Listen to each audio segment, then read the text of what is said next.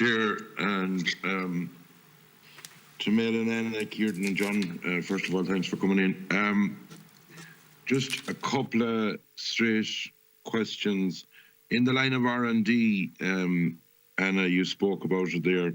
In your opinion, will that take 5 years, 10 years for R&D? Second question, you've been in at the working group now, and I've been on the record, as the man says, I'm a bad man, but I made it clear day one when both your group and the department was in, what way would you get over the likes of the European legislation that was getting you basically having to do a screen out and AA and all that? In the working group, did you find a solution to that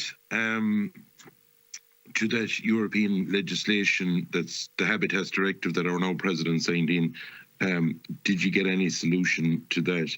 In your opinion, with the working group, is there a solution there agreed on that was put to the minister, or is there not?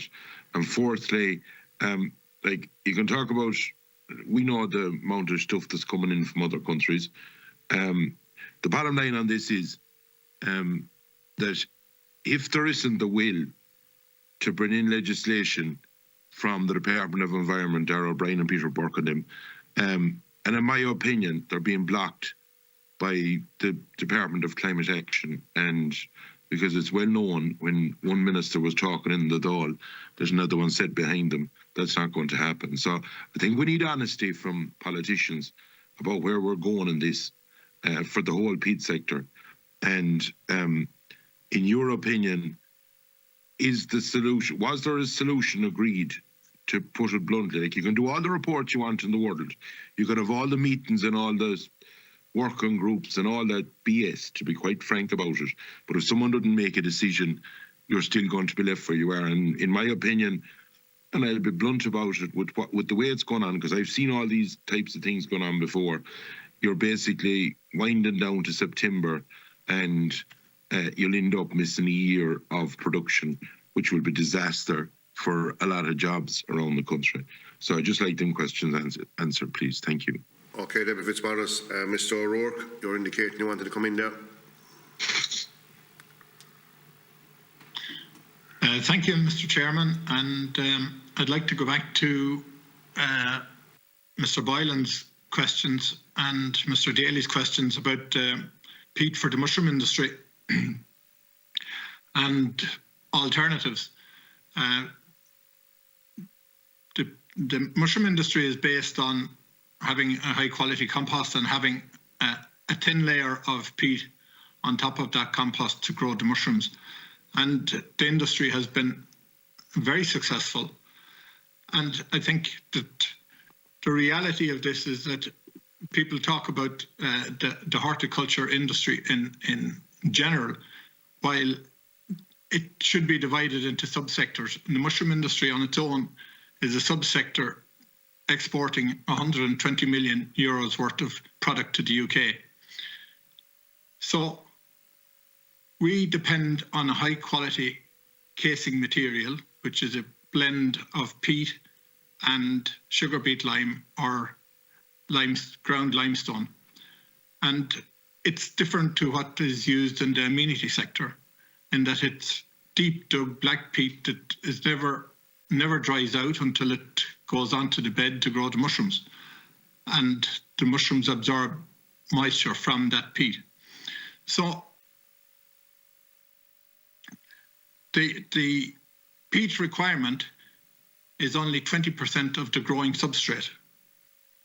And from each cubic metre, which is equivalent of a tonne of peat, we grow about 5 tonnes of mushrooms. So to put it in a nutshell, the mushroom industry depends on deep dug peat, and to make it or to offer alternatives, there is no alternative in the short or medium term. Research has taken place in Israel, in South Africa, in Holland, to find alternatives where they have to import peat. We are a net producer of peat and exporter to most of those countries. So in the short to medium term, there is no alternative. But going back to the other point made by Mr. Daly, the peat the growing medium that we use in mushroom production can then be taken out and it can be used as a growing media in another area of horticulture, or it can be spread on the land for cereal production. And it is widely accepted that it is a valuable product for the cereal growing industry where it is spread on the land. So we get a double use from that material. Question that Michael asked was, did the working group come up with a solution? What was the solutions and what was the general agreement? I suppose there is a general consensus that there needs to be harvesting of peat in Ireland, and that was right across the full working group, from Friends of the Irish Environment, from Antashka, and indeed from the experienced horticulturalists around the table. The short-term solution is agreed, general consensus, that sub 30 hectares would be possible, and possibly is possible for the short-term solution, and would be sufficient to supply the Irish horticultural industry until the medium and long-term position was put in place. Can I make a few more comments? I mean, the working group and the experience of the working group was very valuable, and a lot of work has gone in since our last meeting of the Agriculture Committee on the 16th of February. Behind the scenes, not just the working group, but indeed the industry have put in a huge amount of effort to try and resolve this issue. 5, 6, 7 months ago, we stated by June we would be in a crisis situation. We waited months for the working group to be put in place. We also, Mr. Chairman, we have and did put in the interim report in sufficient time to resolve the situation, or try and resolve the situation. That's 2 months ago. We have got little by way of solid reaction from government. I know the different departments are doing their best behind the scenes to try and resolve the situation. It's not an easy thing to resolve. But I think there needs to be some fair play and some common sense in all of this process. And Michael, you spoke openly and honestly about being a bogman. Well, I live in the middle of the Bog of Allen. And we're very proud of what we have done. We're very proud of what we have built. We're very proud of our achievements and our people and our industry. We're a close-knit community within the horticultural industry. We're also very proud of our output, our professionalism, our exports, our jobs for local people, our product, local product for our market, our local market, product that is suitable for the Irish weather and the Irish conditions. We are extremely hard-working, good paid, quality jobs in rural communities throughout the country. I mean, this can be turned into a good news story, but instead, we were thrown into crisis. We have survived minus 18 degrees frost. We've survived Brexit and worked our way through it with the help of the departments. We have survived and stayed open right through COVID and kept all of our people employed right through COVID. Talk about putting your shoulder to the wheel or indeed pulling on the green jersey. We can't be asked to do any more. We survived a recession, which wasn't easy with banks and overdrafts and loans. We've survived all of this. And we're very proud of what we do. And we're hard-working people throughout Ireland, throughout rural communities. We're very proud, and somebody spoke earlier about Bord Bia. We're very proud of what we've achieved with Bord Bia and with Bloom over the last 15 years. We're very proud of our horticulture and food industry and the promotion of that through Bloom. We're very proud of the new initiative, and we're supporting it financially, Green City initiative for our country. But who's going to support Bloom, and who's going to support Green City in the future? Is it going to be European produce? Because if we don't have peat, there will be no produce to support what is a fantastic festival and celebration of food and horticulture.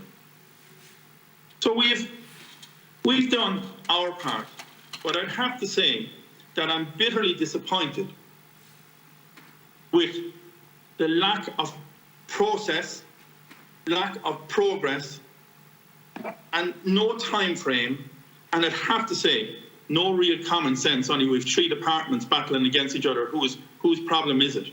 Now, we had an exceptionally good raw meeting with the Minister for Horticulture, and that was hugely engaging by Kildare growers and a few other consultants that we had at the meeting. It was honest, it was fair, it was raw. We got some reaction, but there is still no progress being made. Kieran, can I just ask one question, because you made a comment there, and I think the commission needs to know. You said sub 30. Yes. That's in reference to the High Court case where the 30 hectares, there's under 30 hectares didn't need planning or appropriate assessment or all of that, right? Yes. That's the people that always could work. They were never stopped up to now, in my opinion. That is correct. What is there a solution? Can you take, if somebody had a bigger area, and this is what I'm trying to find out at the working committee, is there something, say that some people at 60, 70 hectares or whatever, can they is there an agreement that they can take 30 hectares out, or is it strictly an island of 30 hectares that's agreed on?